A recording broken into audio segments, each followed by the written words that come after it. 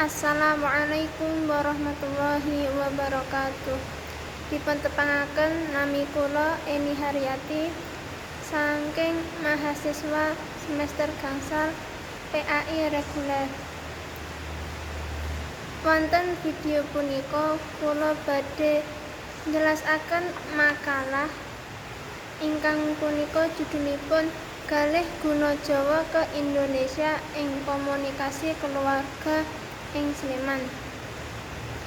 Pepindahan basa dumagi amargi wontene kontak antarane basa. Basa setunggal bisa owah bahasa liyane.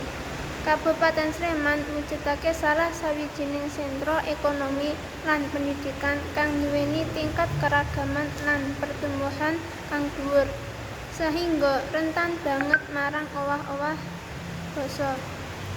Minangka masyarakat Jawa kang ngugemi unggah-ungguh, masyarakat Sleman kudu luwih biasa lan pinter basa Jawa saka ngoko anti krama.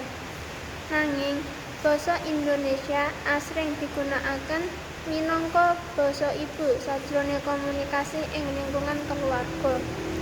Lumantar kajian sosiolinguistik kanthi pendekatan fenomenologis, makalah niki bakal ngadharaken faktor-faktor kang njalari owah-owahane panggonane basa Jawa menyang bahasa Indonesia sajroning komunikasi keluarga ing Kabupaten Sleman.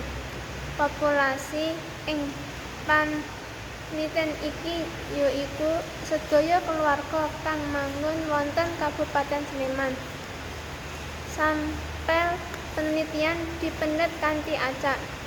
Data dikumpulake kanthi cara observasi utawi simak lan wawancara. Adhedhasar asli panelitian ing taun 2019 ditemokaken sawetara faktor sing nyebabaken owah-owah basa.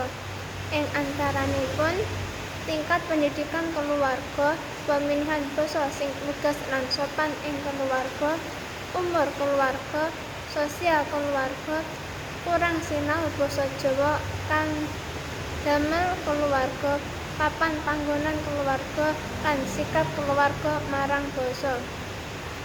Basa Indonesia kang digunakaken sajroning komunikasi keluarga ing Kabupaten Sleman didominasi basa Indonesia non formal kang dibarengipun gejala alih kode lan campur kode. Cukup semanten, matur sembah nuwun. Wassalamualaikum warahmatullahi wabarakatuh.